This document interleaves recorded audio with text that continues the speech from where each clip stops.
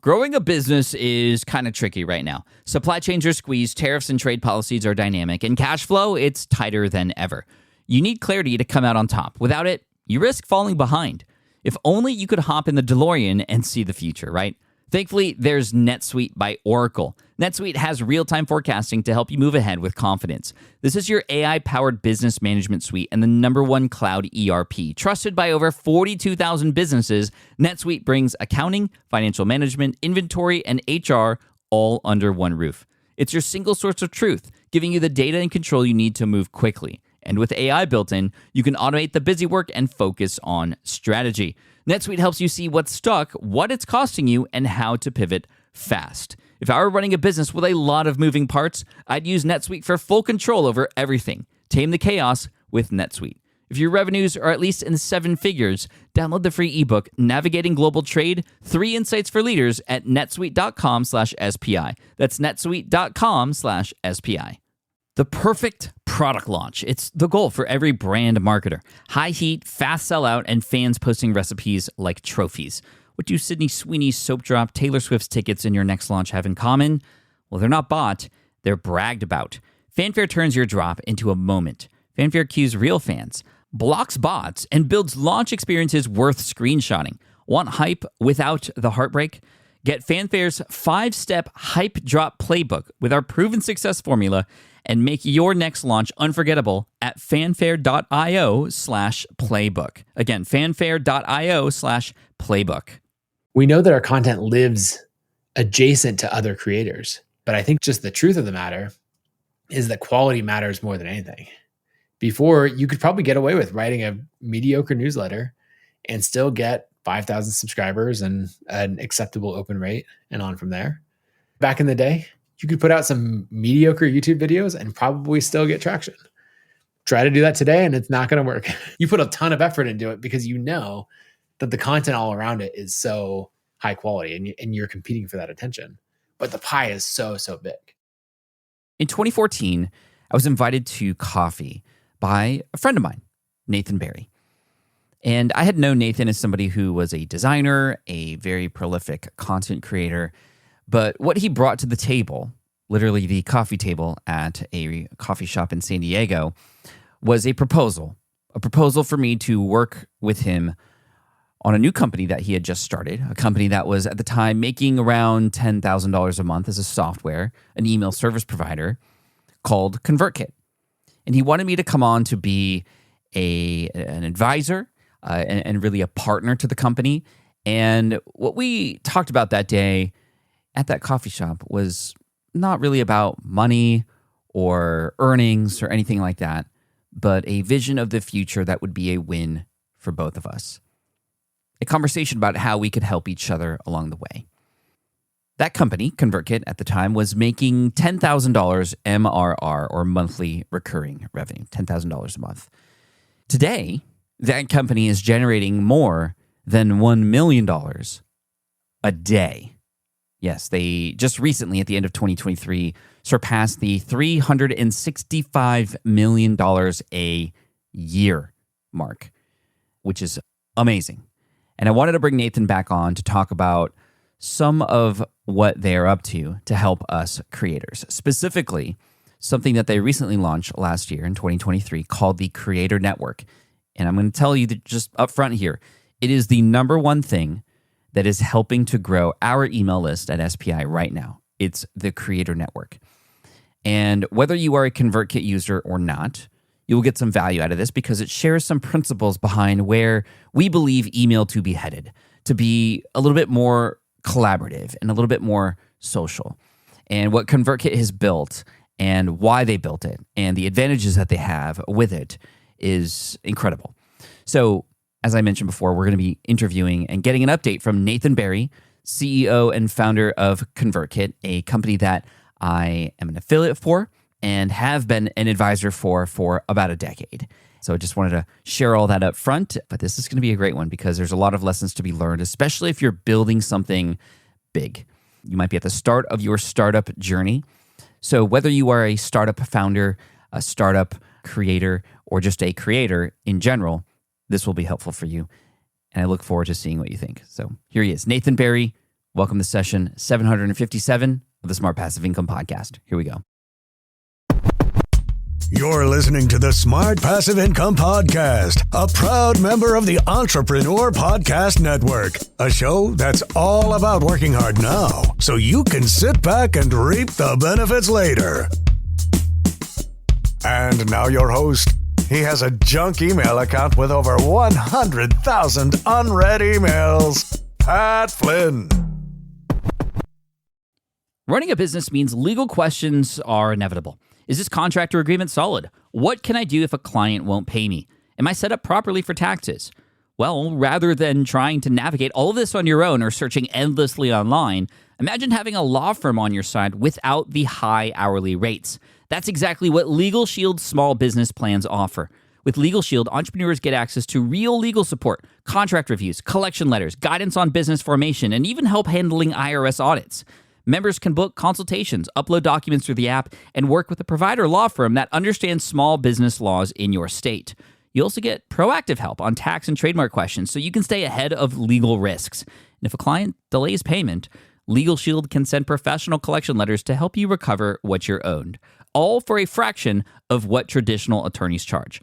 Go to LegalShield.com/SPI or call 833-570-9980 to learn more and get big business legal support without a big business budget. That's LegalShield.com/SPI. Do you know the secret to businesses that are scaling faster than ever? They're using Upwork to tap into a diverse pool of skilled freelancers across various industries. With Upwork, you can find specialized freelancers in marketing, development, design, and more. Experts who are ready to help you take your business to the next level. I've personally used Upwork myself and can vouch for it. Posting a job on Upwork is easy. With no cost to join, you can register, browse freelancer profiles, get help drafting a job post, or even book a consultation. From there, you connect with freelancers that get you and can easily hire them to take your business to the next level. Upwork makes the entire process easier, simpler, and more affordable with industry-low fees. Post a job today and hire tomorrow with Upwork. Visit Upwork.com right now and post your job for free. That is Upwork.com to post your job for free and connect with top talent ready to help you grow your business. That's Upwork.com. Again, Upwork.com. Nathan, welcome back to the SPI podcast, man. It is good to be here. It's good to see you, Pat. You were here when you had first made the decision to sort of drop a lot of what you were working on in the design space and designing apps and such to go full-time with ConvertKit. And here we are, I think exactly 10 years later, or at least close to that. Pretty close, yeah. It's been a wild ride. How would you describe the ride with ConvertKit in one sentence? One sentence. All right. Long but rewarding. Long but rewarding. What were some of the bigger challenges that you had along the way that you could remember reflecting on the last 10 years with ConvertKit? First, like the cold start problem of getting any product, but especially a software company off the ground and getting those first 100 customers or so. And then really the first big partners. When you came over to ConvertKit, I think we were 10,000 a month in revenue. And then like that was a huge inflection point. So basically like that cold start of getting going, then the first partners is sort of two problems. I think in the 6 months after you switched to ConvertKit and then later started talking about it, we grew from 10,000 a month to 100,000 a month. So That's pretty good. I'd like to maybe take a little bit of credit for that. Oh, you 100% should. I remember, this is back in the day. Some people were going to be like, what are even these platforms? You did a live stream. I want to say it was on Meerkat. Could have been Periscope. Yeah. But one of the two. And you're like, here's what I'm doing in my email setup. And people are like, oh, what's that? What email tool is that? And you're like, I can't tell you yet. And this is like at 10 p.m. some night. And a bunch of people figured out what the interface was. And someone in the comments like, I think that's ConvertKit, but you like deliberately like teased it and then not. And then I want to say like a day or two later, you did it again, but you actually said like, okay, all right, I'm using ConvertKit. Here's how it's going, And you did such a good job of positioning us as like basically of the hot new thing, which we were, but it takes some good marketing to really emphasize that. And I just remember really that driving the next problem, which is once you have that crazy growth, how do you scale it? And how do you support that scale? Because it was 10,000 a month in revenue when you became a customer, and then a little bit more when you became a partner and joined the board. And then a year later, it was like 250,000 a month. And 18 months from that date, it was 500,000 a month. So in 18 months, we went from 10K to 500K a month. And that was really like, I guess, the third problem. If it's like cold start, how do you get partners? And then how do you scale and support those partners? And the customer's going crazy. Those were three of the biggest challenges in there. We see a lot of startups come and have also seen a lot of startups go. I feel like a lot of startups that remain or at least stay a little bit more consistent before and as they're growing is related to the partners that they connect with. I'd be curious to ask you now, reflecting back, and also for everybody else starting something, how do you go and make sure you find the right partners, and how do you, and I can share my answer on the opposite end of yours, how do you encourage a partner to, in fact, get behind something and promote it authentically and still support that person and make it a win for everybody involved? I think what makes a big difference is going beyond like the transaction and making it much more of a relationship. And so even for us, of like where we started, like we met at Blog World, New Media Expo, I think. Yeah. People are going to be like, what even are these things? You're talking about platforms that haven't existed in decades. You're talking about conferences that haven't existed in a long time. No, we're going back in time. Yeah. But really those in-person connections, and then going from there into like building those relationships. Like I still remember like us meeting in the coffee shop in San Diego. Like that kind of thing just goes so far. People are like, oh, that's what worked to close the deal. And it's like, no. That's what worked to start a friendship. So I think that's the thing that I would really emphasize. And just think about it long term. Like too many people are saying like, oh, if I could get this partner to do this one webinar, what would happen? And you and I both approach things from the beginning of like, okay, what would this look like to work together for, I think we were thinking like a 5-year time horizon then, but even now it's been a lot longer than that. And if you approach it from the beginning that way, and you find partners who will approach it from the beginning that way, and you invest in the relationship, then I think it makes a huge difference. What would you say? Yeah, I mean, there were a lot of reasons why I wanted to work with you, and a lot of it was because you had come at it from a relationship first position and how you could potentially even shape ConvertKit to help a creator like me. You always made it about me, which is really interesting. And as a result of doing that, I wanted to make sure that I did what I could on my part to return the favor. And to do that, it was very easy because ConvertKit was the hot new thing. It was something that was very useful to the audience at the time that they hadn't seen before. And so I had a lot of creative license to figure out ways to introduce those things and the new concept and the software to people and kind of blow their mind, right? I told a lot of people back then when they were like, how are you doing so well being an affiliate for ConvertKit? How did this even happen? I said, well, it's really easy to do when the product is really great. I'd also like to maybe raise my hand for a little bit of credit in terms of helping to shape the product itself through conversations that you and I had. Well, give an example of that. Like we have this feature that's one of my favorites in ConvertKit, which is content snippets. Let's say I write the same email signature, or I have a call to action for my book or my course. You find yourself rewriting this in email sequences or in broadcasts or that sort of thing. And you were the one that was like, hey, there should be a library of content snippets that I can then write. I can have my calls to action, my social media links, anything else. And then I should be able to just call that in for a particular broadcast. Or better yet, if I have all these automations, they could all pull in one snippet and I change it in one spot and it updates across all these other emails. And so that was something I remember the board meeting that we were at where you were talking about like how great of a feature that would be. And we built it. And it's like with our professional users, the beginners don't know or care about that, but the pros are all about that kind of functionality.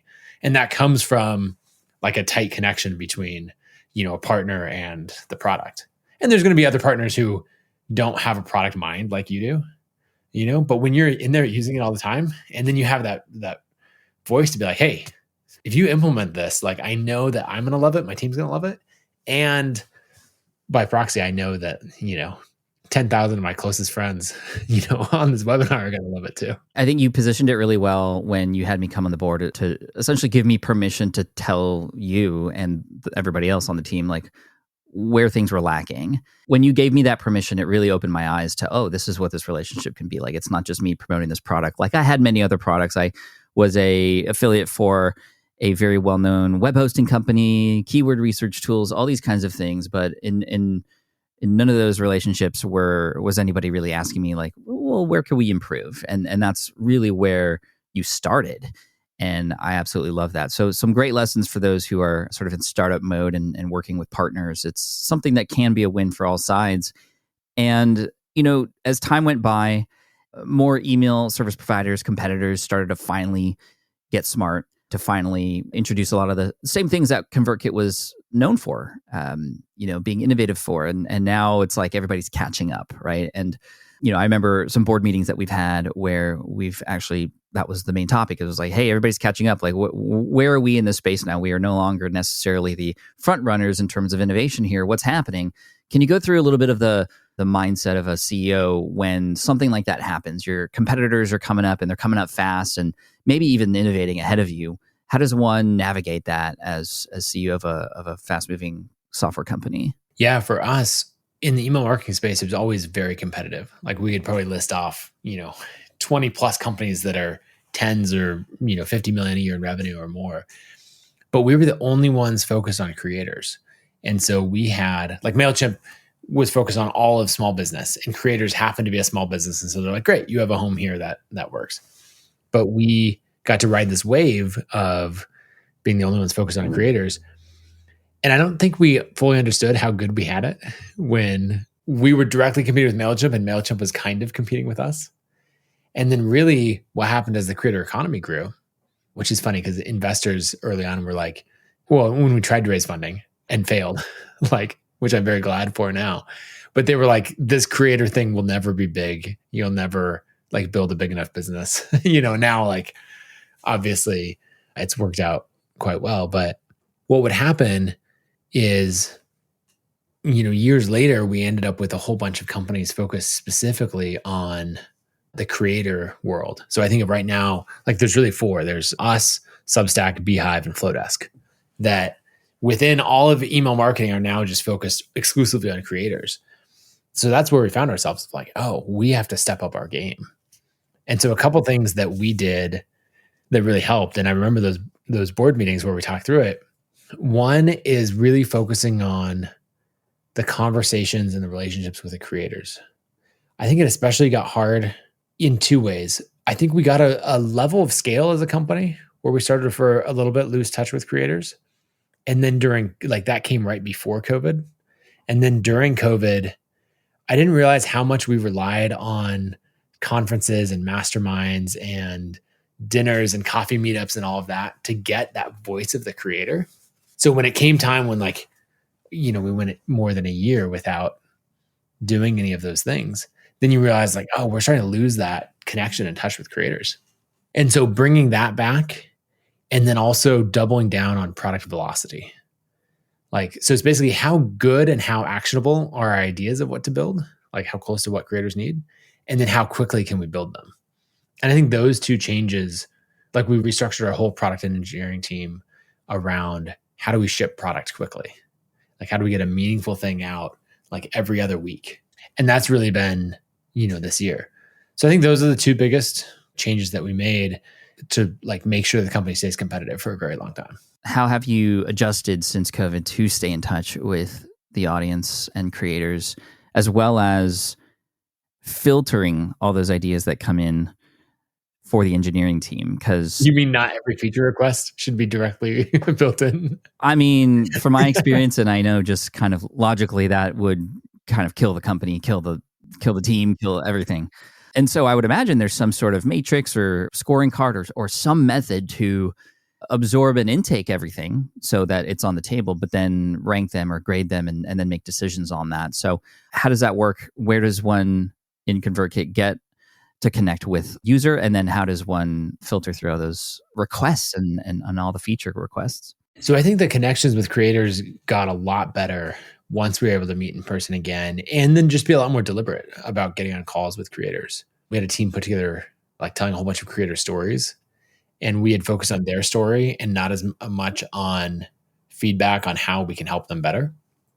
And so Isa and our storytelling team really put together those other questions of okay, what's your product feedback? How can we help you more? And that was good. And then on the filtering the ideas, or when the feature request comes in, you really have to focus on what is the creator or the customer trying to accomplish. Often they'll say, here's how to solve it. And it's easy to be like, cool, let me log that. And yep, thank you. I've got you logged in there. But what you have to do is really dig in and say, why do you want that? I know, like, what's the problem that you're trying to solve with that solution? And almost like set the solution that they suggested aside and really dig in. And then when you find the thing that you're like, oh, we keep peeling back layers. And then like across all of these creators that we've talked to, here's a shared problem. Okay, what's a solution that can come to solve this broad range of them? And so it's really falling in love with the problem rather than falling in love with a particular solution.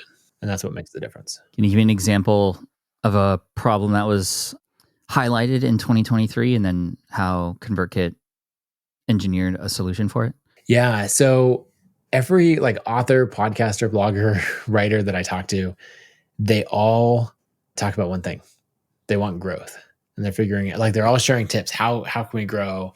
All of that. I was actually having dinner with Jason Pfeiffer, who's the editor-in-chief of Entrepreneur Magazine, just this week. He happened to be in Boise, and I was like, "Hey, man, let's meet up." One of our experts in residence at SPI. Yeah, I was going to say that he speaks very highly of SPI and the community, and you and Matt in particular, of just like the connection that you all have to creators and how you serve creators.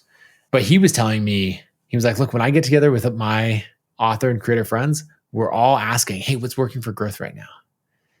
And so we knew that the more tools we can build for growth, the better.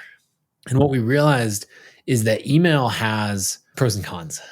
On one hand, email is amazing for connection. There's no algorithm in the way. I can tag you, based on the fact that you bought my book. I can reach you, time things just to you versus like mass marketing on Instagram, for example. But email doesn't have distribution. And so it's actually, you have to rely on another channel. And so what we were setting out to do is how can we build distribution native to email? And when you think about all these creators sitting around saying like, oh, I really want to grow. And then you look over here and there's another creator who's like, I really want to grow, but I don't know how. And we realized like, wait a second, you both have the thing that the other person wants. And if you go to YouTube, their biggest advice on growth is to do collaborations, collaborate with other creators. And we all know this, right? From going to conferences and everything else. Like we all have an inflection point in our business that came from another creator that we worked with or met or got ideas from. And so when we were looking at what to build in, the middle of 2022 and talking through that, I was like, okay, how can we like build basically native collaborations into the product?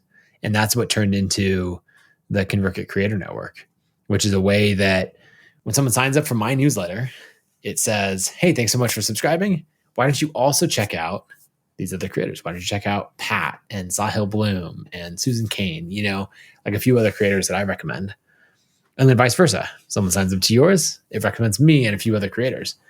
And so now every bit of growth that I'm pushing for, like everyone that I get from social or LinkedIn or my podcast or wherever I'm growing, is now driving growth to you and vice versa. So it's like this multiplying effect. And we launched that in, I guess, spring 2023. And it's just taken off like crazy. Yeah, it's been very nice to see because for a while, we initially talked about ConvertKit being on sort of the leading edge of innovation and helping creators and email marketing, and a lot of the tagging things were very innovative. I mean, we used to see them in tools like Infusionsoft and whatnot, and it was just so complicated. You had to pay people to set it up for you, and ConvertKit made it really easy. And then, of course, everybody caught up. And it seemed like for a while that, ConvertKit was just kind of in maintenance mode, making sure things were working smoothly. And, some things were coming out here and there, and you came out with, a checkout system and all this stuff. And that was great. But for growth specifically, which is like the number one thing you said that people want, and I know this, and everybody here listening knows this, there really wasn't anything that was serving us. We had to rely on our outside platforms to make this happen. So when I saw this happen, it was refreshing because it was like, okay, here comes ConvertKit back again with something new to really dive into what's helping us grow our businesses ultimately. And the results have been incredible. Even on our end, we've had hundreds of other creators recommend the Unstuck newsletter here at SPI. And we've recommended dozens of different creators and we've helped them grow. In fact, a couple people have earned an additional extra thousands of subscribers from us because we have vetted them and we recommend them. And there is a process of vetting and there is a process of selection and approval. It's not just like Wild West. You can kind of go on anybody's website. And so there is still some collaboration involved, but to have it being done natively on ConvertKit is really, really great. And it's really easy. Now, I also know that ConvertKit isn't the first email service provider that has enabled such a thing. Can you speak to how one innovates over something that has already been done? How does one take something that somebody else is doing, but then make it better? And then what are the unfair advantages that ConvertKit has over perhaps the others? Yeah, so Sparkloop was really the first to build out a recommendation system like this. And they launched it basically right around the same time that Substack also launched recommendations. What was interesting about Sparkloop is that they were an open network. They worked with any email provider because they're not an email provider themselves. And that was really interesting. We also had very conveniently made a big investment in Sparkloop like a year before they came up with this. And so it was like, oh, this is great. They had their referral product and we invested in that and then did a big integration. And I knew that those guys were going to come up with something really good. And so when they did, it was fantastic. And so they were the first ones to roll it out. Substack rolled it out shortly after. And then from there, I think Beehive a while later added some similar functionality. I think the big difference with the direction that we're going is that we're building an open network. So I come from a world of like open source software and community and collaboration. And that's why I was so interested in what Sparkloop was doing. Because especially in the paid recommendation side, we've talked about the free side, right? Of I'm recommending you and you're recommending me. But we also have this whole paid component where I can go on there as a creator and say, hey, I will pay $2 for every engaged subscriber that another creator sends to me. And I have a budget of $5,000 a month, right? And other creators can browse that and say, oh, I'd love to recommend Nathan's newsletter and get paid for it.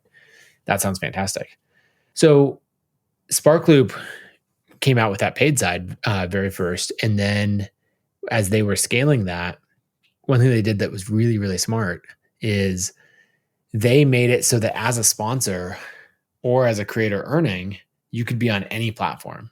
And so what that meant is that like Morning Brew and The Motley Fool and these Market Beat, like these big, big newsletters who know how to monetize really well and are really high quality, they're always going to be on like a Salesforce Marketing Cloud or Sailthrough or some of these big enterprise systems. They're never going to be on a ConvertKit or a Beehive or something else because that's not the right fit for them. And so what would happen is now the big brands can sponsor. Really anyone can sponsor. And then what it results in is a much higher, like as a creator, you get paid more for every subscriber you're referring to, like a Morning Brew or something. You have a huge collection of newsletters you can refer to because it's not, a two-sided marketplace inside of a walled garden. It's actually like widely open. And then the quality ends up being much higher. And so what we found, because of those dynamics of like the open marketplace, it's turned into a virtuous cycle where because we have the best sponsors trying to grow, then we end up with the best creators who want to earn more to recommend that, which results in sponsors being willing to spend more because the quality of the subscribers they're getting is higher, and up from there. We actually found Beehive put out an annual report, which is really interesting to look at. But we found out that 95%, because they quoted numbers in it, 95% of all paid recommendations are done through Sparkloop, which I guess if I didn't mention this earlier, we bought Sparkloop at the beginning of the year. And so it's now natively integrated in ConvertKit and every other email platform. So we're really pushing this like open network and making it as big and collaborative as possible rather than a closed ecosystem. When you look at it from a business and strategy standpoint, it makes sense to invest into this. I mean, if you were going to use the paid recommendations, you're getting subscribers coming in and those subscribers could go down a funnel such that you will get an ROI, which then you can put back into the paid recommendations. And then you develop this flywheel. I think yourself and Sahil and several other people on your side have been talking a lot about this idea of a flywheel, that things begin to grow or snowball in a way that just keeps serving you in multiple different ways. And I think it's great. I have some questions that I know have been on my audience's mind about the Creator Network. Just some initial reactions to them that I'd love to get your take on, if that's okay, Nathan. Yeah. The first one is if a person's subscribing to my email list, right, which is great, and then they get served another page that says, hey, you might also love to subscribe to these people. Initially, a lot of people are concerned that, aren't I just diluting a person's email inbox such that my emails now are going to be now competing with Ali Abdal's and Nathan's and Kieran Drew's and, so on and so forth. What is the best practice, or how does one wrap their head around this idea of, yes, it's cool to help promote other people's email lists, but now I'm also competing with them in the inbox? Yeah, I think competing as a creator is a really interesting idea because we're used to it in the business world, right? Like, I don't know, Walmart and Target are competing. And you're like, yeah, that makes sense.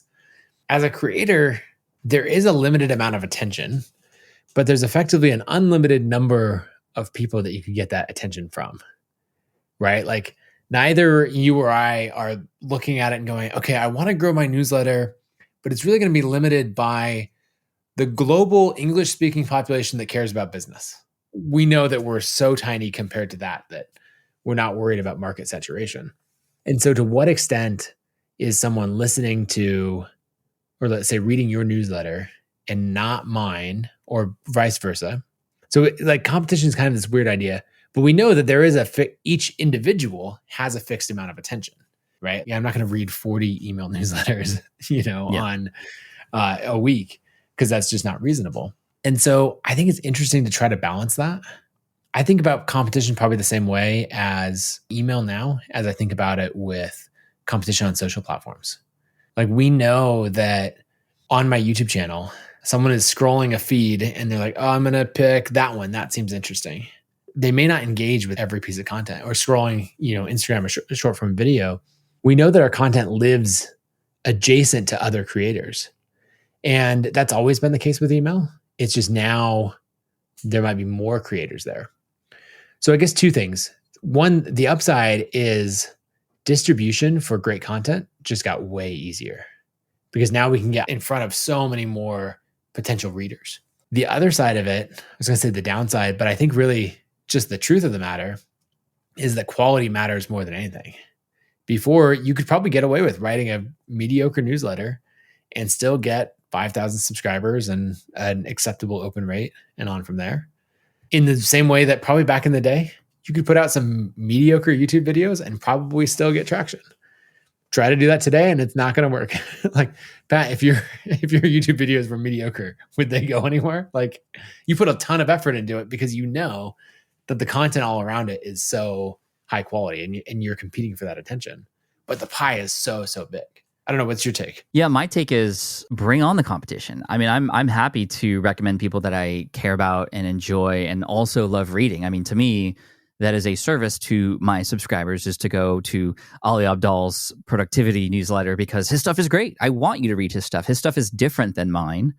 But when it comes to where there is real competition, which is like literally the inbox and the deluge of subject lines that are there that we have to read through, you can on one hand go, okay, well, now I'm going to be up against Ali and his copywriters and everybody else. And it just makes me go, bring it on. Let me fine tune my own copywriting. Let me get better at subject lines. Let me not just be complacent with how my emails are performing, but let me see if I can do even better now. Like it almost is a way for me to be even more motivated to offer something different and have it be a win for everybody still. I want people to go, oh, Pat's email was even better than Ali's this week, and I'm okay with that. And maybe that's not necessarily the right mindset for everybody, but that's how I approach it. That's how I change the story in my head about what is happening in the inbox. Well, there's two things that does. One, it's a huge win for consumers where you're like, wait a second, all of these people are now competing to see who can create the best content for me. Absolutely. The next thing that it does is it really builds up individual niches. And Pat, that's something that you've talked about a lot, of like really focusing in on a niche. The hard thing about focusing on a niche is that you might not get distribution or get discovered. And so tools like the Creator Network really help that, where it makes discovery easy. And so someone might join a generic how to get good at business newsletter and then get recommended a niche online business in the food industry newsletter, right? And that might be a better fit. And they might ultimately drop the generic one and focus on the niche one. And that'll be a better fit for them. And honestly, we're here to serve, right? And so this is positioning, like as creators, we're serving our audience much better. And then finally, I think what you have to do as a creator is take a holistic approach to it, where you want to understand that your content is being consumed on many platforms. And I'm not only posting on social so I can get a follower, so I can convert them to the email list, so it's on the newsletter. I really want them to engage on all these platforms. And I'd like someone to follow me on Instagram, Twitter, and my newsletter. And then they might skip over this week's subject line and be like, oh, that wasn't interesting. Mm-hmm. But I might have highlighted a section of that in my Instagram stories or had a hook in some way that then said, oh, check out the newsletter. And then they go, oh, right, I should do that. Maybe the subject line didn't catch me, but the thing on Instagram did. And now I'm right back to the newsletter. And so I think about wanting to have these different touch points and really engage with a subscriber or a fan in a holistic way on each platform that they follow me. And then I'm like, hey, I now have a YouTube channel. Check me out over here for some long form content. And it's different content, different hooks, different lengths, and it's going to catch that subscriber and hit them in different ways. And I just think of that holistic approach, which I'm now realizing as I say that you would refer to as be everywhere, which you may have talked about really a lot. Be everywhere, but not all at once and not everywhere right from the start. Pick the one platform to focus on, grow, and then you can actually use that audience to grow elsewhere, right? Because people will want to follow you on multiple platforms or get the short form version of you here, but then the long form version of you here on those days. And they now want to go behind the scenes with you. So now they're on your Instagram looking at more of your just personal life that you're willing to share and all that kind of stuff, right? And it does become a holistic approach. I'm not just a YouTuber. I'm not just an email subscriber or a newsletter writer. I'm Pat Flynn, and here's all of me in different kinds of ways. And you can choose and pick. Maybe somebody only does follow me on YouTube, in which case it's great. I'm going to serve them there when I am there.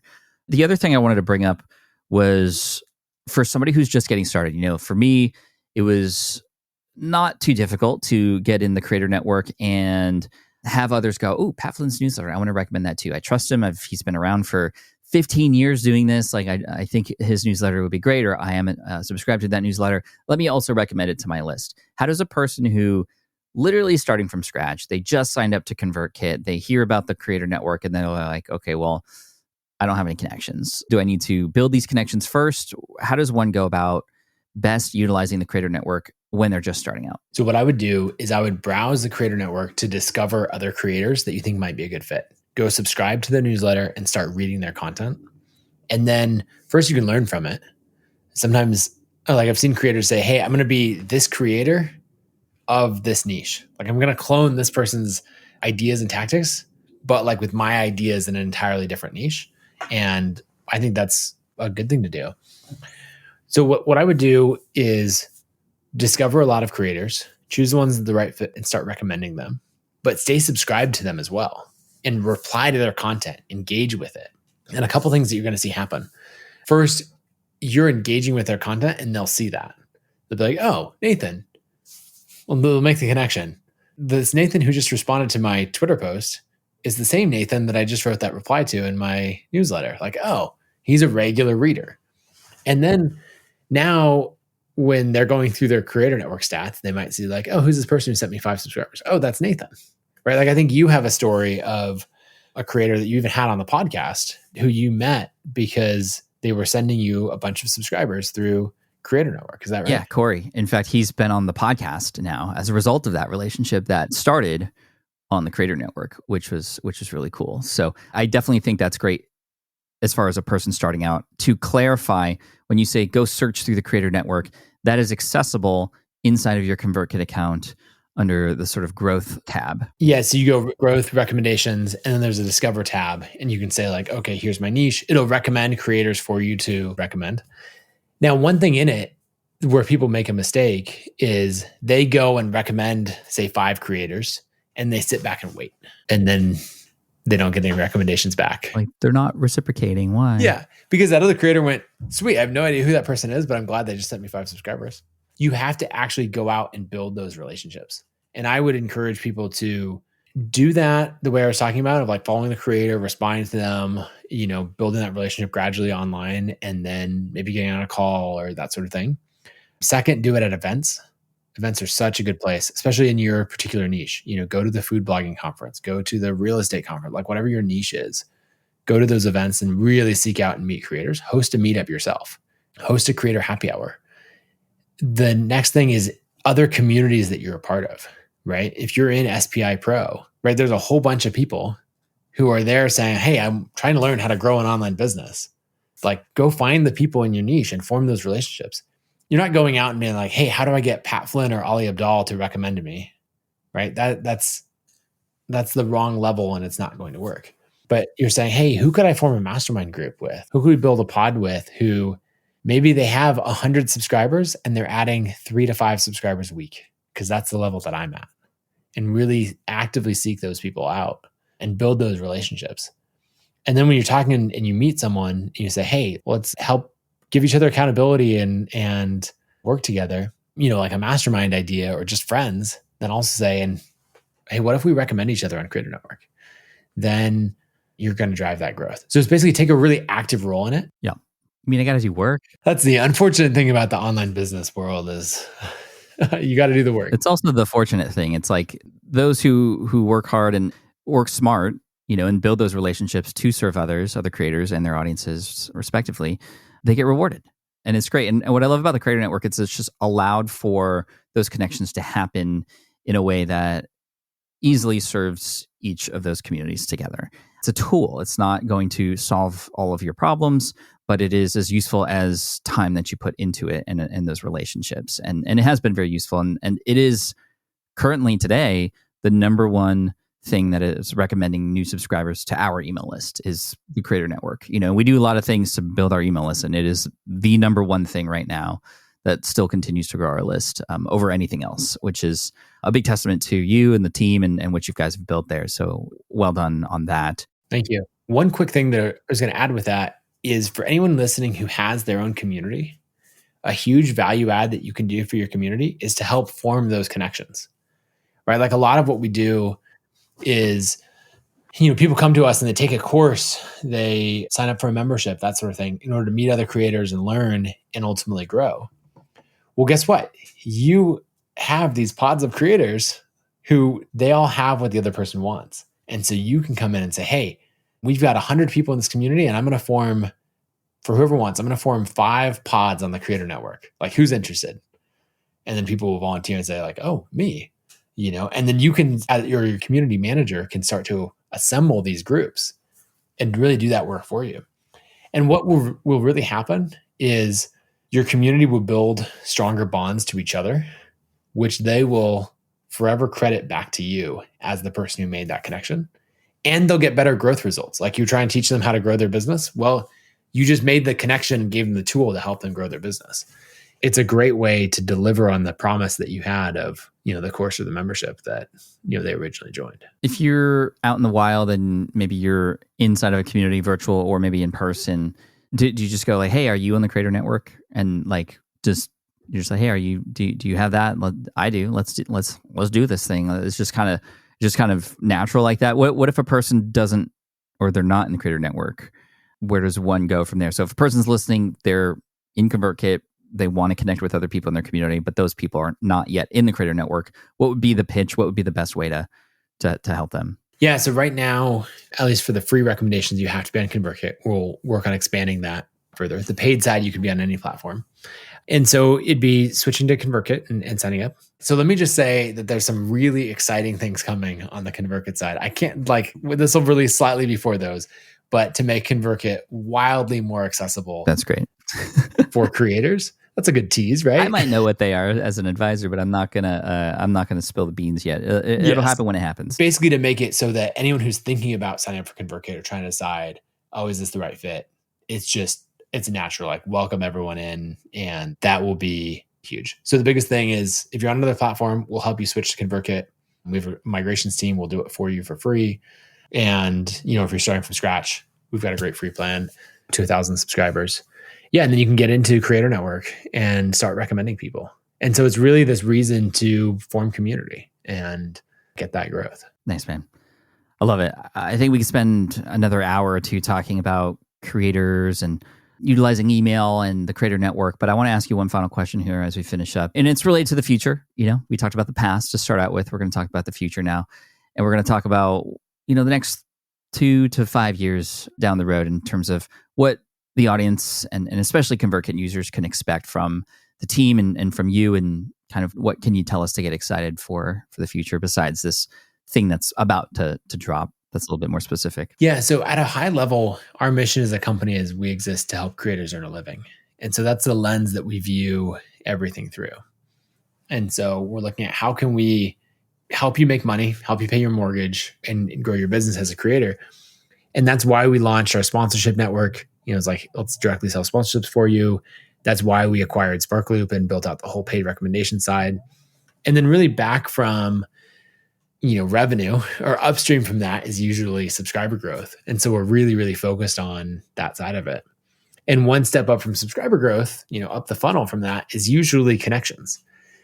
And so the reason that we called all of this creator network and went out and bought creatornetwork.com and put everything under that umbrella is that we want email and newsletters to be much more collaborative. And so you'll see us over the next few years come out with a lot of features, not just to say hey, browse the creator network, find someone to partner with and go contact them someone else.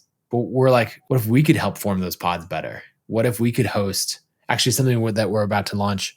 Well, it'll be live by the time that this comes out, is we're doing creator happy hours. So twice a week, we're doing just a Zoom call where 40 to 50 creators can jump on, learn something for 10 or 15 minutes, and then meet other creators in small groups. And maybe you'll find someone who you might want to recommend on Creator Network, or you might find someone who would be a good fit in your mastermind. But we want to say hey, how can we turn these simple collaborations into deep connections? And then also, what other kinds of collaboration features can we build? I think it'd be really cool if you and I are doing a joint promotion for something and I could share my email list into your account. Or we could collaborate, you could say I'm going to do a promotion for SPI Pro. You could share a segment with me. I don't get to see any email addresses in it, right? But you could share the segment as an exclusion. So when I send out my broadcast, it excludes everyone who's already a customer of SPI Pro. And that way I'm not I can target things much better. So that's I want to build Creator Network is the collaborative version of all of this. What if I could write a snippet, to go back to that earlier idea, and share it across to your account? There's no reason it couldn't work that way.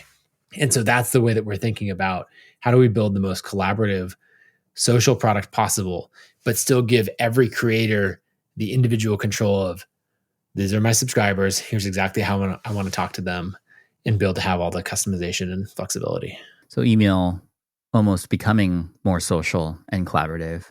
And I love that you and the team, and I know a lot of people on the team, a lot of the higher ups, and even just people who you've just hired, and they're all in it for the right reasons. And so congrats for the journey that you've been on, and the adventure continues. So I look forward to having you back here, Nathan, at some point to talk about whatever the next big thing is for ConvertKit and how we can all utilize that to better our businesses and our lives as creatives. Thank you so much for what you do. I'll drop an affiliate link for ConvertKit in case people are curious about the Creator Network and all that stuff right after we finish up here. On behalf of all of us using ConvertKit, thank you so much for creating such a wonderful tool and for caring about us and for continuing to think about how to serve us in the future.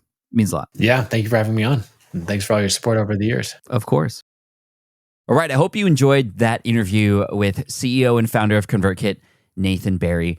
Amazing what they have put together, what they've been able to build, and how they've been able to still stay relevant after so long. A company to be here for this long and still stay relevant and still stay innovative is just a testament to how well they are in tune with what it is that the needs are for us, for us creators. And for a while there, it didn't seem like they were really listening or at least taking action on the things that we needed. But now it seems like they are, again, at the innovative forefront of all of that. And I'm just very proud to be an affiliate, like I said, but more so just a partner and also a friend of Nathan. I'm very proud of what he's been able to build and the team over there at ConvertKit. So shout out to Team ConvertKit. I know a lot of you listen to the show. And also just really stoked for the tools that are coming. And I'm also very proud to be an advisor to this company as well. and the experience as an advisor has been incredible. They've been very open and very honest with me and the other advisory members along the way. And it's been a lesson for me in terms of how one might be able to build something much bigger than what one could do on their own. So thank you to Nathan. Thank you to ConvertKit. And thank you. If you'd like to check out ConvertKit and get access to their creator network, as he mentioned, there is a amazing free trial that allows you to have over 1,000 subscribers, or at least at this time, 1,000 subscribers for free. If you go to smartpassiveincome.com/ConvertKit, you could sign up through that link. We get a little kickback for that as a thank you. And it's at no extra cost to you. No payments needed until you reach the threshold that you are ready to start paying for either some of those more advanced tools or you start to unlock more subscribers, which is a great thing. So again, smartpassiveincome.com/ConvertKit. Hope you enjoyed this episode. We're going to go deeper with some founders and creators here soon. So make sure you subscribe, and looking forward to seeing what you think about the next one too. Cheers. Thanks so much. Thank you so much for listening to the Smart Passive Income podcast at smartpassiveincome.com. I'm your host, Pat Flynn. Sound editing by Duncan Brown. Our senior producer is David Grabowski, and our executive producer is Matt Gartland. The Smart Passive Income podcast is a production of SPI Media and a proud member of the Entrepreneur Podcast Network. Catch you next week. Have you dreamt about being your own boss, but still haven't made the first steps to making that dream a reality? Well, I get that. Starting a business can feel super overwhelming with legal forms, paperwork, finances. It's a lot. And that's why I'm excited to tell you about Taylor Brands. Taylor is a complete business builder designed to make launching your business simple and stress-free. You can register your LLC in just minutes, keeping your personal assets and the business assets separate from day one. From there, you get access to everything you need to get off the ground. Legal documents, licenses and permits, invoicing and bookkeeping tools, and even a 100-day business coaching program, all designed to help you hit the ground running. You'll also get a free personalized business plan, branding tools, and so much more. And of course, listeners of this show get an exclusive 35% discount to get started.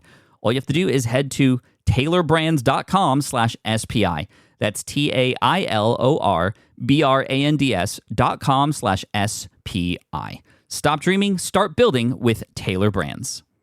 Hey, fellow podcaster, does this sound like something you've experienced? You record your podcast episode on one platform, download the files, edit in another app, then fire up a different tool just to create these social clips? Well, it can be clunky, time-consuming, and frankly overwhelming, especially for creators trying to grow. And that's why I'm excited to tell you about Riverside. Riverside is the all-in-one platform. Record, edit, and repurpose your podcast content all in one place. You just log in, record with your guests no matter where you are in the world, and just like that, studio-quality audio and high-resolution video. We use Riverside here at SPI as well now. With built-in AI, I can automatically clean up my audio, saving myself so much editing time, and it can even auto-generate clips to make promoting the show a breeze. And with Magic Clips, I can grab the best moments and repurpose them as short-form video, perfect for YouTube Shorts, TikTok, or Instagram, without re-recording a thing. So if you're tired of juggling tools and want a faster, simpler way to create and scale your content, it's time to try Riverside, built by creators for creators. Just go to smartpassiveincome.com/Riverside and use code SMART to get 1 month free on the Pro plan. That's smartpassiveincome.com/Riverside, promo code SMART.